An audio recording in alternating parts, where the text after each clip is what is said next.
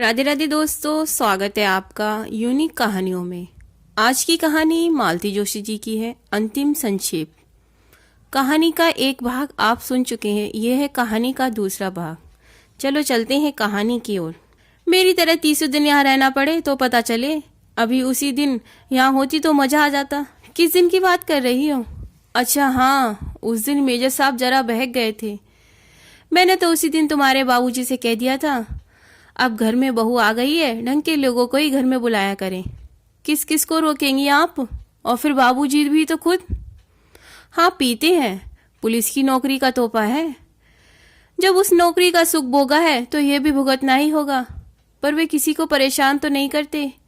एक आध दिन का किस्सा छोड़ दो, पर उनके यार दोस्त भी आते हैं तो बाहर वाले कमरे में बैठे रहते हैं और आप भीतर से उनके लिए बर्फ, नमकीन, काजू और पकौड़े भिजवाती हैं। नहीं मम्मी जी, ये वातावरण मुझे रास नहीं आएगा। मेरे संस्कार दूसरे हैं। इसके बाद उन्होंने कुछ नहीं कहा। कहने को था ही क्या। हाँ, एक कसक जरूर बनी रही। काश मनीष ये प्रस्ताव उनके सामने रखता, तब शायद उसमें इतनी कड़वाहट ना होती। पर उस बेचारी की तो हिम्मत ही ना पड़ती होगी। रात मन हुआ बाबूजी से बहू की करतूत बखान करें, पर चुप्पी लगा गई। उनसे किस मुंह से कहती कि बहू आपके कारण अलग डेरा बसा रही है। उन्हें तो शायद विश्वास ही ना होता। वे बेचारे खुद किसी लफड़े में नहीं पड़ते।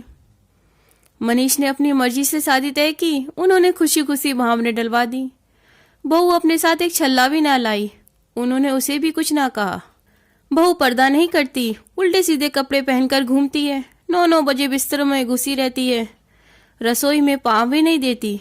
उन्होंने कभी इस बात के लिए रोका टोकी नहीं की, टीका टिप्पणी नहीं की। उनकी अपनी अलग दुनिया थी। सुबह को सैर, दोपहर में ताश, शाम को क्लब। इस रूटीन में खलन उन्हें नापसंद था। मौज में आते तो एक आध महफिल घर में भी जमा लेते, पर उनकी सारी व्यवस्था सुखलाख देखता था। घर की औरतों को उसमें कोई परेशानी ना होती थी।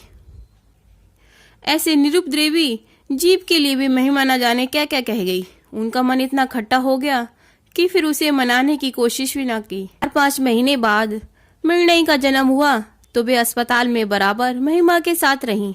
सारी परंपराओं का उन्होंने निर्वाह किया, पर बहू को घर आने के लिए नहीं कहा। वे दोनों स्वयं ही एक दिन 3 महीने की गदबदी बच्ची को लेकर बाबूजी से आशीर्वाद लेने आए थे। बाबूजी ने बच्चे को गोद में लेकर ढेर सी आशीष लुटाई थी। 1.25 तोले की चैन भी दी थी। फिर जब तन्मय का जन्म हुआ उसे भी अंगूठी बनवाई थी। मतलब है कि रस्म रिवाज सब पूरे होते रहे, पर बाल गोपालों की किलकारियों से घर सूना ही रह गया। जब बहू का पांव भारी हुआ था, उनका मन सपने बुनने लगा था। यूं तो सतीश के भी 2 बच्चे थे, पर उनका तो स्पर्श भी उन्हें याद नहीं है। कस्बे की लड़की है सुषमा, पर अमेरिका में जाकर जैसे वहीं की हो गई हो। बच्चों को रोज ऐसे सहज कर रखती है जैसे यहाँ सांस भी लेंगे तो बीमार हो जाएंगे। उन्हें तो प्यार करते हुए डर लगता है, कहीं कोई छूत ना लग जाए। वे अपना मन अंजू मंजू के बच्चों से ही बहला लेती हैं, पर पराई संता से कहाँ घर भरता है।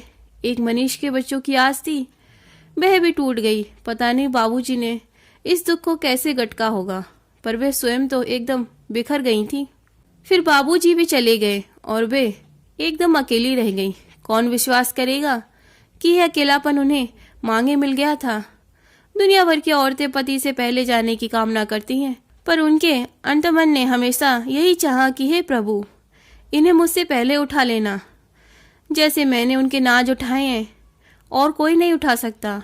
मेरे रहते तो इनकी शानो शौकत में, रोब दाव में कोई कभी ना आ सकी, पर मेरे बाद यह जरा जरा सी चीजों के लिए तरसेंगे, दूसरों का मुंह देखेंगे, तो मुझे स्वर्ग में मेरी शांति ना मिलेगी। ईश्वर ने जैसे उनकी सुन ली। एक नामालूम सी बीमारी में बाबूजी चल बसे। उनकी आनवान अंत तक बरकरार रही। पहाड़ से दुख को झेलते हुए एक संतोष उन्हें संतावना दे जाता था। दुख बस इतना ही था, अब सब कुछ निबट जाएगा और 15 दिन बाद बच्चे अपने अपने घर चले जाएंगे, तो वे खाली दिनों को कैसे भरेंगी। ये सूना घर उन्हें काटने नहीं दौड़ेगा। अमेरिका लौटते हुए सतीश भी बस चिंतित था। बार बार कह रहा था, मम्मी मैं मनीष से कहता हूँ अब यहीं आकर रहे, या फिर तू हमारे साथ चलो। उनका भी मन हुआ कि महिमा से कहें, जिनसे तुम्हें शिकायत थी वे तो चले गए, अब वापस आ जाओ। पर ऐसा कहना भी मानो उस दिवंगत आत्मा का अपमान होता। वे जब्त कर गईं। सतीश को उन्होंने समझा बुझाकर भेज दिया। तब ये सदाशिव और कुसुम का जोड़ा उनके आश्रय में आया था। इन्हें घर की जरूरत थी, उन्हें संग साथ की, तो नाम मात्र किराए पर इन्हें रख लिया। नई नई शादी हुई थी, गोद में 6 महीने का बच्चा था। मम्मी जी को तो जैसे स्वर मिल गया। 1.5 साल बाद कुसुम के यहाँ दूसरा बच्चा हुआ तो उन्होंने सास से बढ़कर सेवा की। उसके लिए हरीरा बनाया, दवाइयाँ कूटी, गोंद मेथी के लड्डू बनाए, दोनों बच्चों को नहलाया धुलाया, साथ ही दर्जनों स्वेटर बना डाले। उनकी तोतली बोली से वे पुलकित होने लगी और आने जाने वालों के पास उनकी बाल लीला का बखान करने लगी। अपने नाती पोतों के लिए जो वर्षों से संचित प्यार उनके मन में था, वह इस जुगल जोड़ी पर बरसने लगा। यूं तो ईश्वर ने उन्हें 4-4 बच्चे दिए थे, लेकिन लड़कियां तो अपने अपने घर की हो गईं और लड़कों में एक साथ समुद्र पार जाकर बैठा है और दूसरा शहर में ही है, तो किस काम का? वे तो अकेली ही पड़ गई हैं। शायद इसलिए परमात्मा ने ये राम लक्ष्मण उनके आंगन में भेज दिए हैं।